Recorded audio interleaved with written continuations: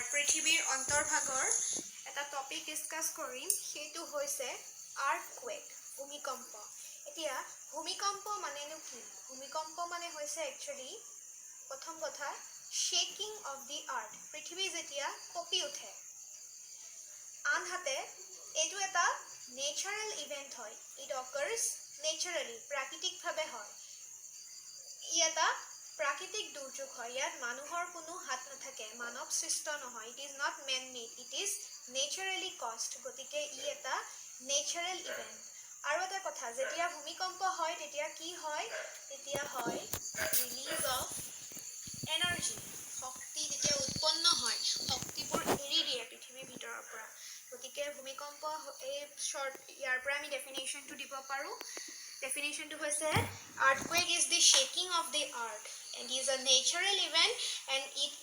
releases lot of energy during earthquake ভূমিকম্প আসলতে হৈছে পৃথিৱী যেতিয়া কঁপি উঠে ই এটা প্ৰাকৃতিক দুৰ্যোগ আৰু ভূমিকম্প সৃষ্টি হলে শক্তি উৎপন্ন হয় গতিকে ইয়াৰ পৰা তোমালোকে ডেফিনেশনটো লিখিব পাৰিবা এতিয়া আৰ্থকুৱেক হ'ব হলে তিনটা সিচুৱেশন লাগিব তোমালোকে ফলক বিবৰ্তন পঢ়িছা প্লেট টেকটনিক্স পঢ়িছা প্লেট টেকটনিক্সত কি হয় ধৰি লোৱা দিস ইজ ওৱান প্লেট এখন ধৰা প্লেট এ এখন প্লেট বি এতিয়া প্লেট এ যদি প্লেট বি ফালে যায় প্লেট বি যদি প্লেট এ ফালে যায় তাৰ মানে when two plates move towards each other দুখন ফলক যেতিয়া সমুখাসমুখিকে নিজৰ ফালে অতিক্ৰম কৰিব তেতিয়া কি হ'ব ইয়াত কলিশন হ'ব খুন্দা খাব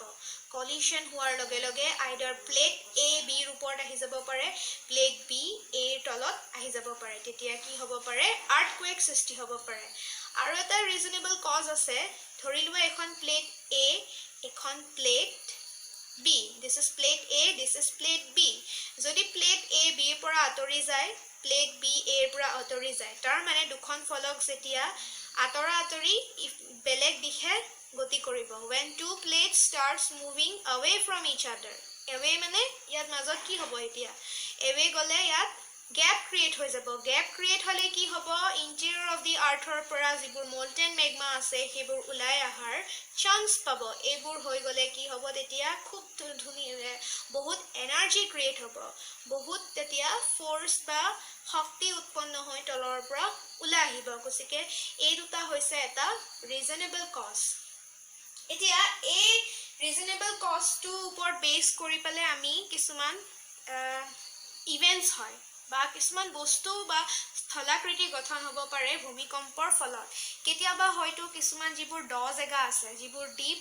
এৰিয়া আছে ডিপ প্লেনস আছে সেইবোৰ হয়তো আপলিফ্ট হৈ যাব পাৰে উঠি আহিব পাৰে ভূমিকম্পৰ ফলত আৰু কিছুমান যিবোৰ পাহাৰ আছে সেইবোৰ হয়তো কেতিয়াবা কি হ'ব পাৰে খৈ যাব পাৰে তললে সোমাই যাব পাৰে তাৰ মানে আমি ক'ব পাৰো যে ভূমিকম্পই কিছু স্থলাকৃতি সৃষ্টি কৰাত সহায় কৰে earthquake helps in development of different landforms thank U